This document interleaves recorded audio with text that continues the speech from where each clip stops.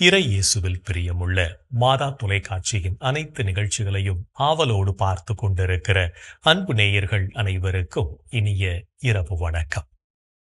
இந்த நாள் முழுவதும் இறைவனின் பராமரிப்பில் நீங்கள் ஒவ்வொருவரும் மகிழ்வுடன் வாழ்ந்து கொண்டிருப்பீர்கள் என்று நம்புகிறேன். இன்றும் ஓர் அருமையான சிந்தனையைத்தான் நான் உங்களோடு பகிர்ந்து கொள்ள ஆசைப்படுகிறேன். கடவுளால் படைக்கப்பட்ட நாம் ஒவ்வொருவரும் நல்லவர்களாக, அனைவரையும் மதிக்கக்கூடிய மக்களாக வாழ வேண்டும் என்று நினைக்கிறோம். கடவுளின் படைப்பில் நாம் அனைவரும் சமமானவர்கள். ஆனால் சமூகத்தில் நாம் தான் பலவித வேறுபாடுகளையும் ஏற்றத்தாழ்வுகளையும் உருவாக்கி நமது மதிப்பை நாமே குறைத்து கொண்டிருக்கிறோம். மற்றவர்களுக்கு நல்லது செய்ய வேண்டும் என்று நினைக்கும் நாம் முதலில் அவர்களை மதிக்க கற்றுக்கொள்ள வேண்டும்.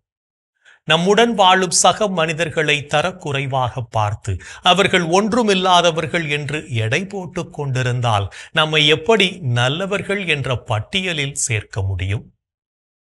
உண்மையிலேயே நாம் எப்போது நல்லவர்களாக காட்சியளிக்கிறோம் என்று சிந்தித்து பார்த்தால் அதற்கான காரணம் நமக்கே தெரிய வரும். நம் சுயத்தை யாரும் தீண்டாத வரை நாம் யாரையும் தீண்டி பார்க்க மாட்டோம். நம்மை யாராவது தீண்டிவிட்டால் அவர்களை சும்மா விடமாட்டோம் என்பதுதான் பல நேரங்களில் நமது பாலிசியாக அமைந்து விடுகிறது. நான் என்ற சுயநலம் எந்த அளவுக்கு எல்லை மீறி போய்க் கொண்டிருக்கிறது என்று சிந்தித்து பார்ப்போம். முதலில் கடவுளின் பார்வையில் நாம் அனைவருமே விலையேற பெற்றவர்கள் என்பதை உணர்ந்தவர்களாய் நம்மிடமுள்ள வேறுபாடுகளை களைந்து அனைவரையும் மதிக்க கற்றுக்கொள்வோம். ஒரு கருப்பின மாணவன் இவ்வாறு எழுதுகிறான்: நீங்கள் என்னை வெறுப்பதற்கு என் படிப்பறிவின்மைதான் காரணம் என்றால் நான் பள்ளிக்கு அனுப்பப்படலாம். நான் அழுக்காக இருக்கிறேன் என்றால் நான் எவ்வாறு தூய்மையாக இருப்பது என சொல்லிக் கொடுக்கலாம். நான் மற்றவர்களுடன் பழகுவது சரியில்லை என்றால் எப்படி பழகுவது என்பதை எனக்கு கற்றுக் கொடுக்கலாம். நானும் என்னை மாற்றிக்கொள்ள முடியும். ஆனால் நீங்கள் என்னை வெறுப்பதற்கு எனது கருப்பு நிற தோல்தான் காரணம் என்றால் நீங்கள் காரணத்தை இறைவனிடம்தான் கேட்க வேண்டும். நாமெல்லாம் சுவாசிக்க தனித்தனி காற்று கிடையாது. இயற்கை வேறுபாடு காட்டுவது இல்லை. நமது சுயத்திற்கு பாதிப்பு என்றால் அன்பு, நீதி, சமத்துவம் அனைத்தும் பறந்துவிடும். நாம் எப்படிப்பட்டவர்கள்? நம்மிடையே உள்ள ஜாதி, மத, இன, மொழி வேறுபாடுகளை களைபவர்களா, இல்லை அதனை தூண்டி விடுகிறவர்களா என்ற கேள்விகளை எல்லாம் நமக்குள்ளே கேட்டு பார்ப்போம். நம்மிடமுள்ள வேறுபாடுகளை களைந்து ஒற்றுமையுடன் வாழ்வோம். அதுவே நம் வாழ்விற்கு வளம் சேர்க்கும் என்பதையும் உணர்ந்து கொள்வோம். ஒரு சிற்றூரில் ராஜன் என்ற சிறுவன் வாழ்ந்து வந்தான்.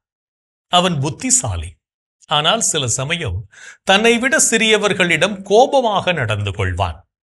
தனது தம்பி, நண்பர்கள் அல்லது வீட்டில் வேலை செய்கிறவர்களிடம் கூட மரியாதை இல்லாமல் பேசுவான். ஒரு நாள் அவனுடைய பள்ளியில் ஒரு சிறப்பு நிகழ்ச்சி நடந்தது. அதில் அன்பும் மரியாதையும் என்ற தலைப்பில் போட்டி ஒன்றை அறிவித்தார் ஆசிரியர். நீங்கள் ஒவ்வொருவரும் ஒரு நாளில் வீட்டில் எப்படி பிறரிடம் அன்பாக நடந்து கொள்கிறீர்கள் என்ற அனுபவத்தை எழுதி வரச் சொன்னார். அன்று இரவு ராஜன் வீட்டில் உணவுக்கு பிறகு தனது தாயிடம், அம்மா, நீங்கள் எப்போதும் ஏன் வேலைக்கார அம்மாவிடம் நன்றி சொல்கிறீர்கள்? அவர்கள் வேலைதான் செய்கிறார்கள் இல்லையா என்று கேட்டான். அம்மா சிரித்துவிட்டு, ராஜா, மரியாதை என்பது பணம் போல் பரிமாறப்படும் ஒன்று அல்ல. அது மனிதருக்கான அன்பின் மொழி. யாராக இருந்தாலும் அவர்களின் உழைப்புக்கு பின்னால் உள்ள மனம் மதிக்கப்பட வேண்டும் என்றார். மறுநாள் பள்ளியில் அவன் தன்னுடைய நண்பனுக்கு நன்றி சொல்லிய போது அவன் முகத்தில் தெரிந்த மகிழ்ச்சி ராஜனின் இதயத்தை தொட்டது. மெல்ல அவன் வீட்டில், பள்ளியில், தெருவில் எங்கும் மரியாதையுடனும் அன்புடனும் நடக்க ஆரம்பித்தான். அதனால் அவனை எல்லோரும் விரும்ப ஆரம்பித்தார்கள். ஒரு நாள் ஆசிரியர், ராஜா, நீ எப்படி இவ்வாறு மாறினாய் என்று கேட்டார். அவன் சிரித்துக்கொண்டு, அன்பும் மரியாதையும் கொடுத்தால் அது பல மடங்கு திரும்பி வருகிறதே, அம்மா சொன்னது உண்மைதான் என்றான். நாமும் மற்றவர்களிடம் மரியாதையுடனும் அன்புடனும் நடந்து கொள்வோம். இன்றைய தினத்தை எடுத்துக்கொள்வோம். இந்த நாள் முழுவதும் நாம் நம்மிடமுள்ள வேறுபாடுகளை களைந்து மற்றவர்களை அன்பு செய்து வாழ்ந்தோமா என்று யோசித்து பார்ப்போம். மேலும் இந்த நாளில் நமது செயல்பாடுகள் எப்படிப்பட்டதாக இருந்தது என்று நம்மையே நாம் கேட்டு பார்ப்போம்.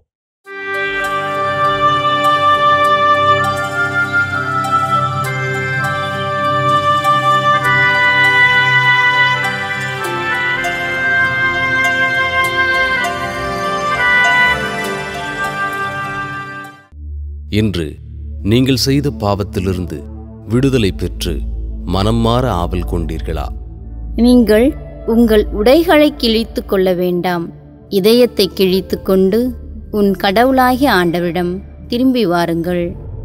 அவர் அருள் நிறைந்தவர், இரக்கமிக்கவர், நீடிய பொறுமையுள்ளவர், பேரன்பு மிக்கவர், செய்ய கருதிய தீங்கை குறித்து மனம் மாறுகின்றவர். இன்று நீங்கள் உங்கள் மனம் போன போக்கில் வாழ்ந்தீர்களா? உன் நாட்டங்களுக்கும் வலிமைக்கும் அடிமையாகாதே. உன் உள்ளத்து விருப்பங்களை பின்பற்றாதே. என்று நீங்கள் தேவையில் இருப்போருக்கு தர்மம் செய்தீர்களா? கட்டளையை முன்னிட்டு ஏழைகளுக்கு உதவி செய். தேவையின் பொழுது அவர்களை வெறுங்கையராய் திருப்பி அனுப்பாதே. என்று நீங்கள் இறை வார்த்தைக்கு செவிமடுத்து அதன்படி வாழ்ந்தீர்களா? இறை வார்த்தையை கேட்டு அதன்படி செயல்படுபவர்களே என் தாயும் என் சகோதரர்களும் ஆவார்கள். என்று நீங்கள் மற்றவருக்கு வளர்ச்சி தரக்கூடிய செயல்களை செய்தீர்களா? ஆகையால் அமைதிக்கு வழி வகுப்பவற்றை நாடுவோமாக. ஒருவர் மற்றவர்க்கு வளர்ச்சி தருபவற்றை செய்ய முயல்வோமாக. இன்று நாம் இறைவனுக்கு ஏற்புடைய செயல்களை செய்திருந்தாலும் சமயங்களில் இறைவனுக்கு எதிராகவும் செயல்பட்டு பாவத்தில் விழுந்திருப்போம். அத்தகைய தருணங்களுக்காக மனம் வருந்தி மன்னிப்பு கேட்டு மனத்துயர் மன்றாட்டை ஜெபிப்போம்.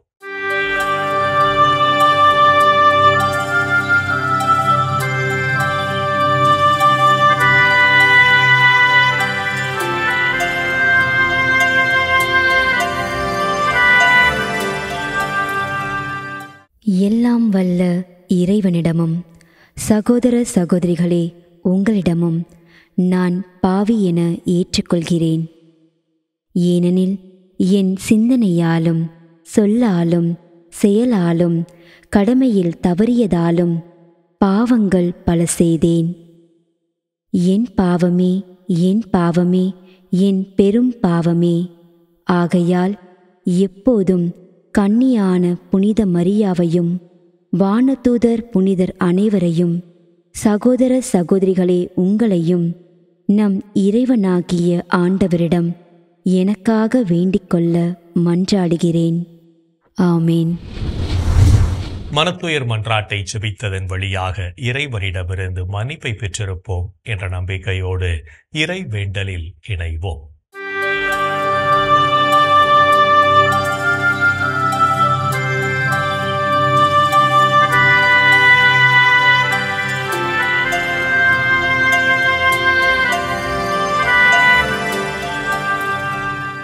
இறைவா இறைவா எமக்கு துணை புரிய வாரும். ஆண்டவரே எமக்கு துணை புரிய விரைந்து வாரும். தந்தைக்கும் மகனுக்கும் தூய ஆவியாருக்கும் மாட்சி உண்டாவதாக. தொடக்கத்தில் இருந்தது போல் இப்பொழுதும் எப்பொழுதும் என்றென்றும் இருப்பதாக. ஆமென்.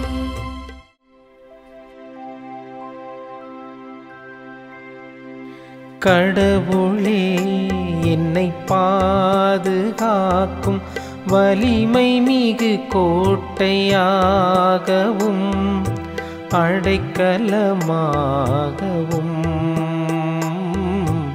இருந்தருளும். கடவுளே என்னை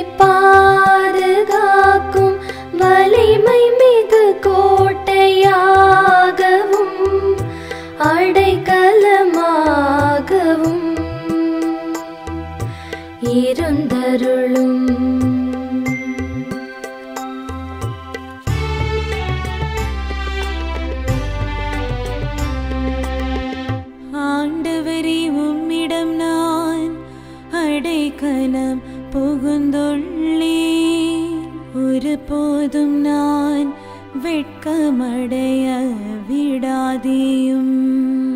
உமது நீதிக்கேற்ப என்னை விடுவித்தருளும்.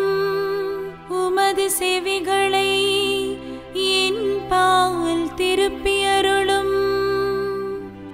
விரைவில் என்னை மீட்டருளும். எனக்கு அடைக்கலம் தரும் கற்பாறையாயிரும். வலிமை மிகு கோட்டையாய் நீரிருந்து என்னை பாதுகாத்தருளும். ஆம், நீர் என் கற்பாறையும் கோட்டையும் நீரே. உமது பெயரின் பொருட்டு எனக்கு வழிகாட்டி என்னை நடத்தியருளும். எனக்கென அவர்கள் விரித்துள்ள வலையிலிருந்து என்னை விடுவித்தருளும். ஏனெனில் நீரே எனக்கு அடைக்கலம். உமது கையில் என் உயிரை ஒப்படைக்கின்றேன். வாக்கு பிறழாத இறைவனாகிய ஆண்டவரே, நீர் என்னை மீட்டருளினீர். தந்தைக்கும் மகனுக்கும் தூய ஆவியாருக்கும் மாட்சி உண்டாவதாக. தொடக்கத்தில் இருந்தது போல் இப்பொழுதும் எப்பொழுதும் என்றென்றும் இருப்பதாக. ஆமென். கடவுளே, என்னை பாதுகாக்கும் வலிமை மிகு கோட்டையாகவும் அடைக்கலமாகவும் இருந்தருளும். கடவுளே, என்னை பாதுகாக்கும் வலிமை மிகு கோட்டையாகவும் அடைக்கலமாகவும் இருந்தருளும். ஆண்டவரே, ஆழ்ந்த துயரத்தில் இருக்கும் நான் உம்மை நோக்கி மன்றாடுகிறேன். ஆண்டவரே, ஆழ்ந்த துயரத்தில் இருக்கும் நான் உம்மை நோக்கி மன்றாடுகிறேன். ஆண்டவரே, ஆழ்ந்த துயரத்தில் இருக்கும் நான் உம்மை நோக்கி மன்றாடுகிறேன். ஆண்டவரே, என் மன்றாட்டுக்கு செவிசாய்த்தருளும். என் விண்ணப்ப குரலை உம்முடைய செவிகள் கவனத்துடன் கேட்கட்டும். ஆண்டவரே, நீர் எம் குற்றங்களை மனதில் கொண்டிருந்தால் யார்தாம் நிலைத்து நிற்க முடியும்? நீரோ மன்னிப்பு அளிப்பவர், மனிதரும் உமக்கு அஞ்சி நடப்பர். ஆண்டவருக்காக நான் ஆவலுடன் காத்திருக்கின்றேன். என் நெஞ்சம் காத்திருக்கின்றது. அவருடைய சொற்களுக்காக நான் ஆவலுடன் காத்திருக்கின்றேன். விடியலுக்காய் காத்திருக்கும் காவலரை விட, விடியலுக்காய் காத்திருக்கும் காவலரை விட என் நெஞ்சம் என் தலைவருக்காய் ஆவலுடன் காத்திருக்கின்றது. இஸ்ரவேலே, ஆண்டவரை நம்பீரு. பேரன்பு அவரிடமே உள்ளது. மிகுதியான மீட்பு அவரிடமே உண்டு. எல்லா தீவினைகளினின்றும் இஸ்ரவேலை மீட்பவர் அவரே. தந்தைக்கும் மகனுக்கும் தூய ஆவியாருக்கும் மாட்சி உண்டாவதாக. தொடக்கத்தில் இருந்தது போல் இப்பொழுதும் எப்பொழுதும் என்றென்றும் இருப்பதாக. ஆமென். ஆண்டவரே, ஆழ்ந்த துயரத்தில் இருக்கும் நான் உம்மை நோக்கி மன்றாடுகிறேன். ஆண்டவரே, ஆழ்ந்த துயரத்தில் இருக்கும் நான் உம்மை நோக்கி மன்றாடுகிறேன். இறைவனின் உடனிருப்பு இந்த இரவு பொழுதிலும் நம்மை பாதுகாத்து வழி நடத்தும் என்ற நம்பிக்கையை இறை வேண்டலின் வழியாக பெற்றுக்கொண்ட நாம் இப்போது நாளைய வாசகங்களுக்கு செவிமடுப்போம்.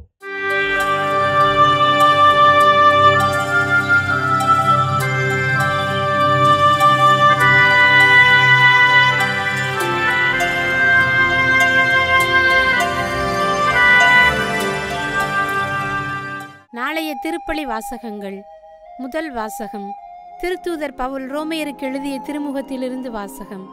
அதிகாரம் 6, இறை வார்த்தைகள் 19 முதல் 23 முடிய. பதிலுரை பாடல். திருப்பாடல் அதிகாரம் 1, இறை வார்த்தைகள் 1 முதல் 4 மற்றும் 6 முடிய. லூக்கா எழுதிய தூய நற்செய்தியிலிருந்து வாசகம். அதிகாரம் 12, இறை வார்த்தைகள் 49 முதல் 53 முடிய. அக்காலத்தில் இயேசு தம் சீடரை நோக்கி கூறியது: மண்ணுலகில் தீ மூட்ட வந்தேன், அது இப்பொழுதே பற்றி எரிந்து கொண்டிருக்க வேண்டும் என்பதே என் விருப்பம். ஆயினும் நான் பெற வேண்டிய ஒரு திருமுழுக்கு உண்டு. அது நிறைவேறும் அளவும் நான் மிகவும் மன நெருக்கடிக்குள்ளாகி இருக்கிறேன். மண்ணுலகில் அமைதியை ஏற்படுத்த வந்தேன் என்றா நினைக்கிறீர்கள்? இல்லை, பிளவு உண்டாக்கவே வந்தேன் என உங்களுக்கு சொல்கிறேன். இது முதல் ஒரு வீட்டிலுள்ள 5 2 எதிராக 3 3 எதிராக 2 பிரிந்திருப்பர். தந்தை மகனுக்கும், மகன் தந்தைக்கும், தாய் மகளுக்கும், மகள் தாய்க்கும், மாமியார் தன் மருமகளுக்கும், மருமகள் மாமியாருக்கும் எதிராக பிரிந்திருப்பர். ஆண்டவரின் அருள்வாக்கு. கிறிஸ்துவே, உமக்கு புகழ். நாம் ஒவ்வொருவரும் மற்றவர்களுக்கு எடுத்துக்காட்டான வாழ்க்கை வாழவும் ஆண்டவரின் வார்த்தைகளை வாழ்வாக்கவும் அழைப்பு விடுக்கும். இயேசுவின் குரலுக்கு செவிமடுத்து வாழ்வோம் என்ற சிந்தனையோடு சிமியோன் பாடலில் இணைவோம்.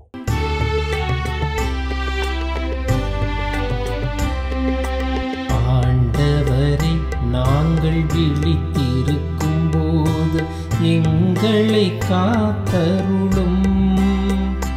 நாங்கள் தூங்கும் போது எங்களை பாதுகாத்தருளும். இதனால் கிறிஸ்துவோடு விழித்திருந்து அவரோடு அமைதியில் இளைப்பாறுவோம். ஆண்டவரே, நாங்கள் விழித்திருக்கும் போது எங்களை காத்தருளும். நாங்கள் தூங்கும் போது எங்களை பாதுகாத்தருளும். இதனால் கிறிஸ்துவோடு விழித்திருந்து அவரோடு அமைதியில் இளைப்பாறுவோம். சிமியோன் பாடல். ஆண்டவரே, உமது சொற்படி உம் அடியான் என்னை இப்போது அமைதியுடன் போகச் செய்கிறீர். ஏனெனில் மக்கள் அனைவரும் காணுமாறு நீர் ஏற்பாடு செய்துள்ள உமது மீட்பை என் கண்கள் கண்டுகொண்டன. இம்மீட்பே பிற இனத்தாருக்கு வெளிப்பாடு அருளும் மொழி. இதுவே உம் மக்களாகிய இஸ்ரவேலுக்கு பெருமை, இஸ்ரவேலுக்கு பெருமை. தந்தைக்கும் மகனுக்கும் தூய ஆவியாருக்கும் மாட்சி உண்டாவதாக. தொடக்கத்தில் இருந்தது போல் இப்பொழுதும் எப்பொழுதும் என்றென்றும் இருப்பதாக. ஆமென். ஆண்டவரே, நாங்கள் விழித்திருக்கும் போது எங்களை காத்தருளும். நாங்கள் தூங்கும் போது எங்களை பாதுகாத்தருளும். இதனால் கிறிஸ்துவோடு விழித்திருந்து அவரோடு அமைதியில் இளைப்பாறுவோம். ஆண்டவரே, நாங்கள் விழித்திருக்கும் போது எங்களை காத்தருளும். நாங்கள் தூங்கும் போது எங்களை பாதுகாத்தருளும்.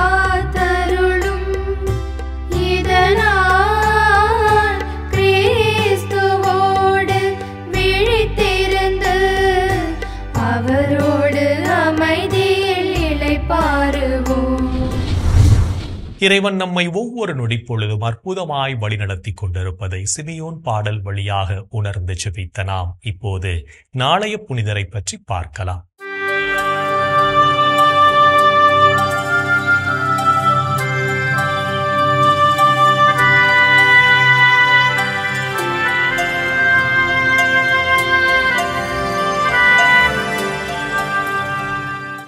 அக்டோபர் 23.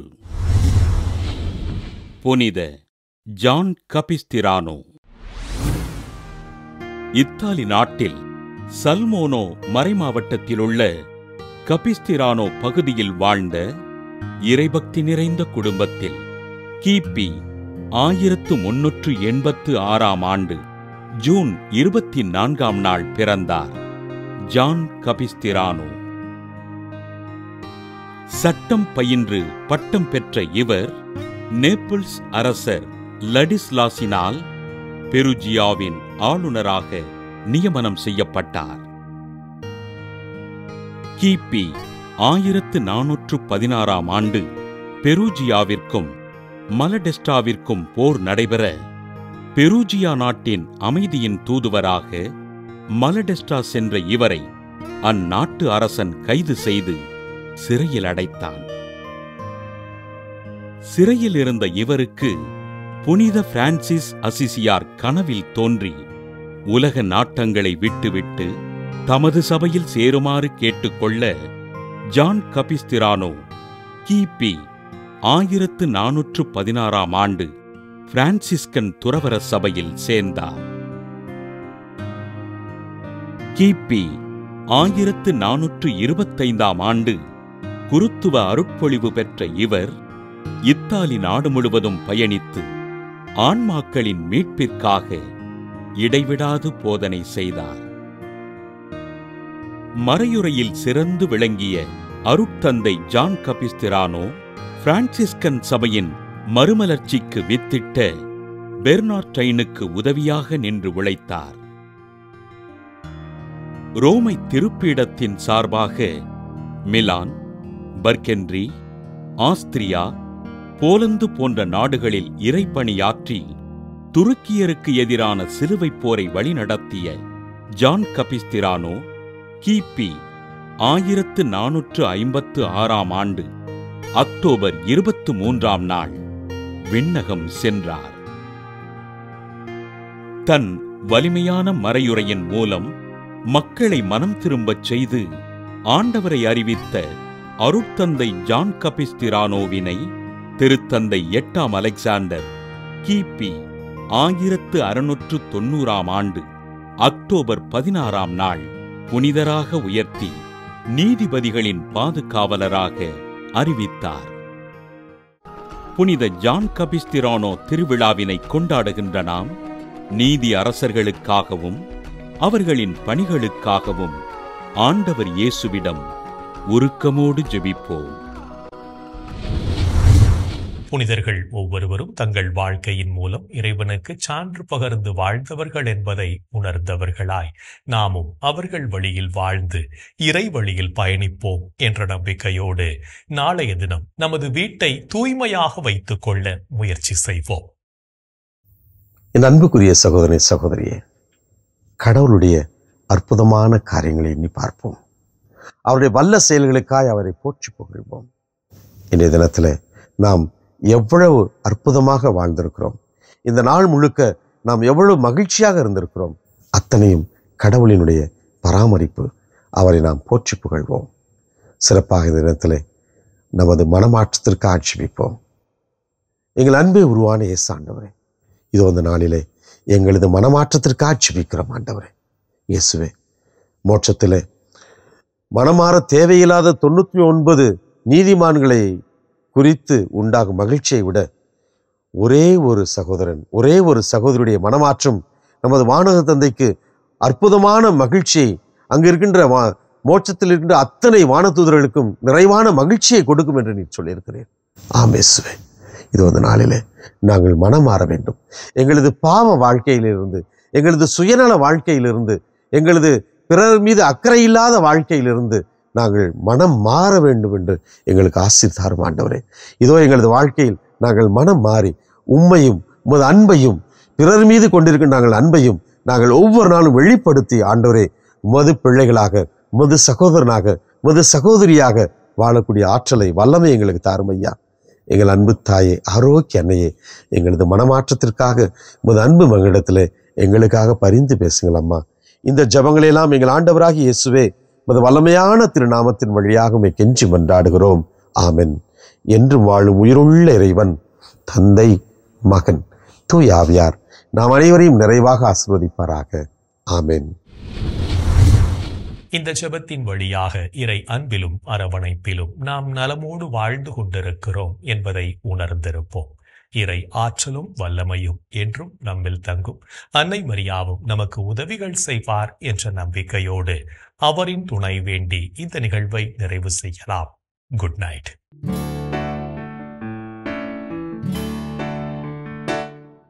மன்னக மீட்பர்